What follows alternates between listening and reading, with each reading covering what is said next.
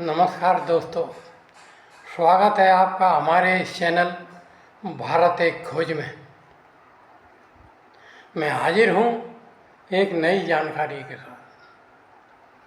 साथियों, आज मैं आपको एक जानकारी देना चाहूँगा जो कि श्री राम के जीवन से जुड़ी हुई है,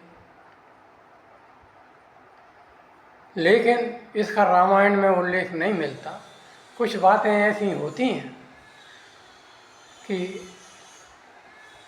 इतिहासकार या लेखक या रचयिता वहाँ तक नहीं पहुँच पाते हैं, लेकिन ये घटनाएं सत्य होती हैं। तो दोस्तों, ये बात उस समय की है जब श्री राम लंका पर चढ़ाई करने के लिए जा रहे थे।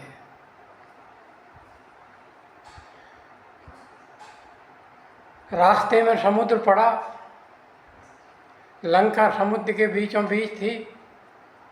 अब समुद्र को पार कैसे किया जाए, ये एक प्रश्न था।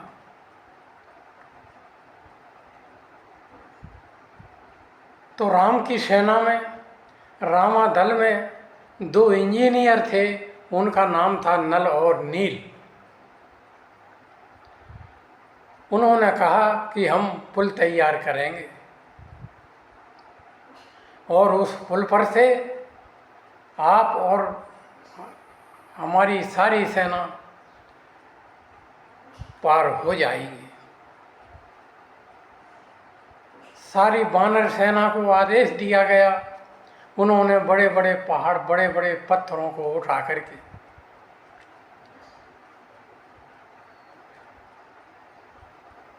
नल और नील के समीप रखा। वो इंजीनियर थे।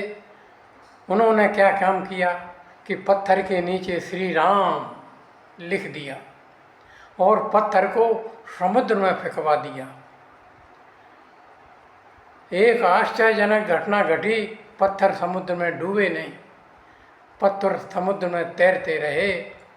इसी तरह पत्थरों के नीचे श्री राम शब्द लिख दिया और पत्थरों को फेंक दिया, तो वो पुल तैयार होने लगा। श्री राम ने ये कौतुक देखा। भगवान श्री राम इस दृश्य को देख रहे थे। उन्होंने सोचा कि मेरे नाम में इतनी शक्ति है कि मेरे नाम से पत्थर भी समुद्र में तैरते हैं। उनके लिए कुछ संशय हो गया, भ्रम में पड़ गए।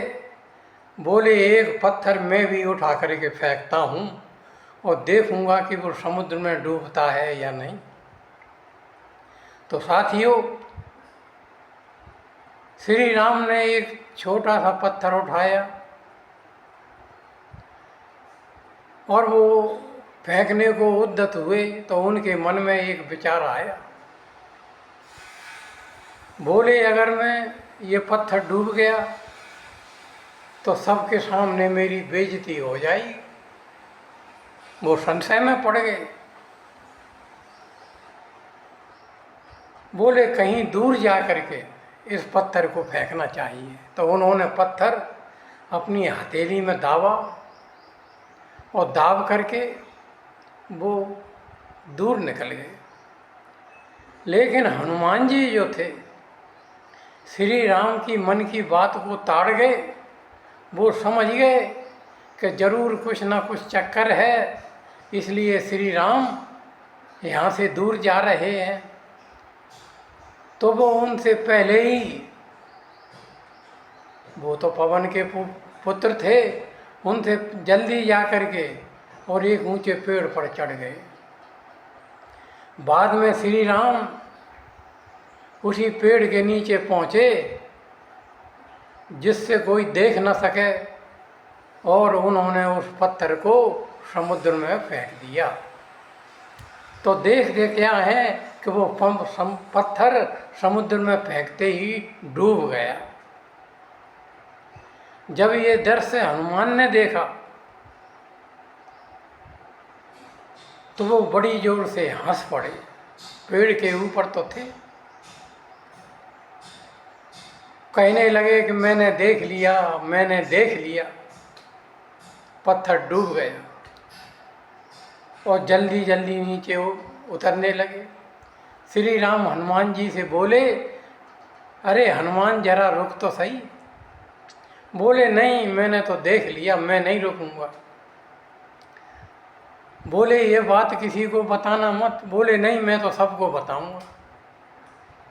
हनुमान जी नहीं माने और जल्दी से रामादल में, जहाँ राम की सेना इकट्ठी थी, बड़े बड़े मंत्री, बड़े बड़े वानर सेना के मुख्य योद्धा जो थे वहाँ मौजूद थे।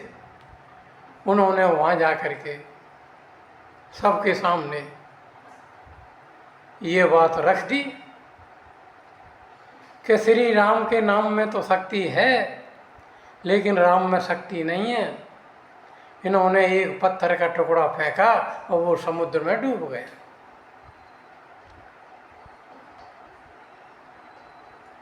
राम अवाक होकर के रह गए। सारी सेना आश्चर्य में पड़ गई कि राम के नाम में इतनी शक्ति है कि पत्थर तैरते हैं और राम में शक्ति नहीं है, ये कैसे हो सकता है। तब जामवंत वयोवृद्ध थे, प्रधानमंत्री थे, उन्होंने बात को संभाला। उन्होंने कहा कि तुम सब बेवकूफ़ हो, तुम कुछ जानते नहीं हो। अरे श्री राम जिसको छोड़ देंगे या श्री राम को जो छोड़ देगा वो तो डूब ही जाएगा, वो बच ही नहीं सकता।